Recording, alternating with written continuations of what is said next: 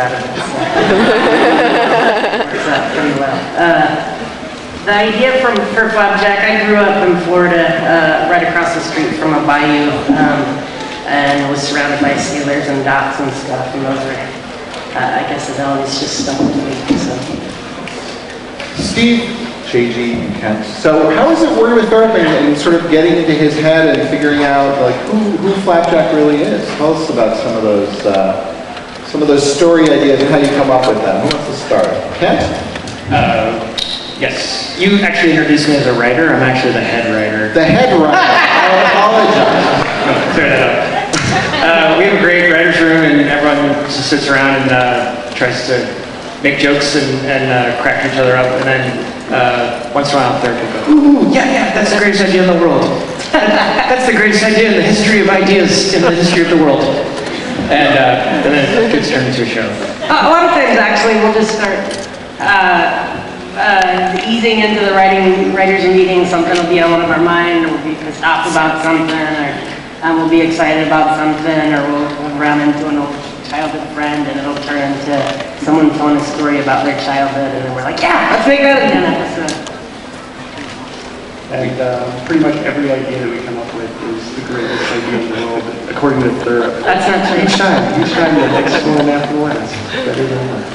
We also play that game though where somebody writes like 3 sentences and then you pass it to the person next to them and they write like 3 sentences and then the next person. And so you get like this crazy story and then that turns into something. We'll do it with drawings where it's like someone will draw the head and then someone draws the body and then the feet and then we'll pin them all up and we'll get all these really funky, weird drawings. And that's why part of the reason why the show is so weird. Weird, what? Yeah, we just play the same games you probably played in elementary school. And that's how they do it. So Thurop, the obsession with candy. Tell us about the obsession with candy. Do you have your own obsession with candy? No, actually I don't eat candy. You don't eat candy? Also, I don't watch TV and I make a TV show. I think Flapjack doesn't really candy as much as Knuckles. Knuckles is kind of his obsession is with quick fixes that are bad for you in the end. I think Flapjack is kind of just into whatever Knuckles is into. So I think the obsession with candy, we just wanted to have like a vice for Knuckles that we could get away with making. So. Safe advice, yeah. In terms of then we started premiering in June, obviously, so there's lots more episodes to come. We're working on lots more episodes, and so far though in the run, do you have a favorite episode that's been on? Oh man, that's been on so far. Probably Kid Nichols. And Sweet Life is real good too. But I think every episode is getting better and better. So I don't, as far as favorites, every week I have a new favorite. So all of you guys have worked on other series. Most notably, I think you all worked on Camp Laszlo. They all have worked on Tell us a little bit about Flap versus Laszlo. I'll get in trouble. I don't think I should. Without getting in trouble. Just in terms of sort of the way you worked on Laszlo versus Flap. Laszlo, most of us met on Laszlo. I knew JG from school, but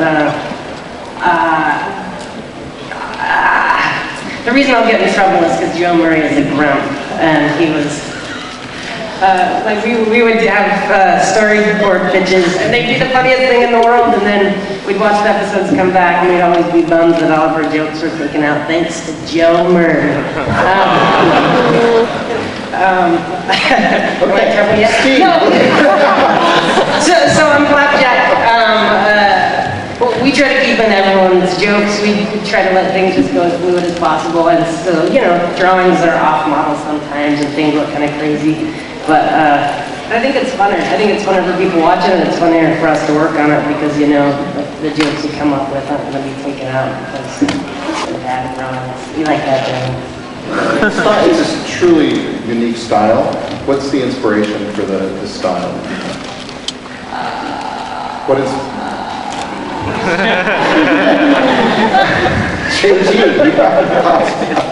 I'm sorry if Joe Murray's family is in here. Well, was inspired by a lot of old kind of woodcut things, and that I think shows up a lot in the backgrounds and the character designs and the way the style of the show doesn't look like a lot of things that have been on television in the past. There's Like the Muppets, you're kind of inspired by the Muppets? Some of the characters, them? Maybe. The Knuckles looks like a big Muppet. I think with Flapjack and Knuckles, I tried to design them as cartoony as possible so they stand out as goofier and funnier and sillier than the surrounding characters, which I think are based a little bit more off like art from really grotesque, sicko, funny drawings. But there's the times when like Knuckles interacts with those characters that look like exactly lifelike. You know, that trips me out. And Steve, you also do a voice on the show. Yes. Do you want to do that voice?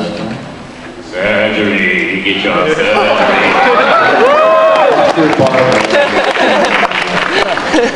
He's a West guy.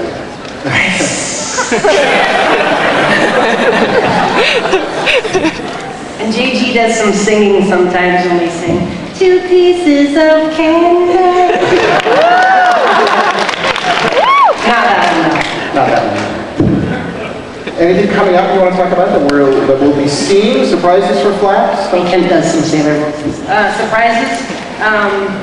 A couple of the clips we pulled today didn't cover as many things, which is why they played this one, but one of the ones we wanted to show is Knuckles falling in love. And that's a real good one. A real good one. I'm pulling the shirt up almost the whole episode. Wait, it's called Looking for Love in All the Wrong Barrels. Yeah. It's kind of. And then, Our brother was the other one where we learned how Bubby found Flapjack and where babies come from. Sure, it's not where you think they come. And Flapjack trying to make one of his own. Going back to the voices for a second, the voice of Knuckles.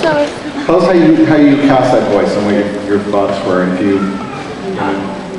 Brian Doyle Murray does Knuckles, and he is awesome. He's Bill Murray's brother. Let's see. When I was a kid, or when I was in high school, there was a show called Get a Life on with Chris Elliott. And Brian Doyle Murray was just this grumpy, what was he? Like his landlord. He lived with them. And he was just so similar to the personality of Knuckles on the show.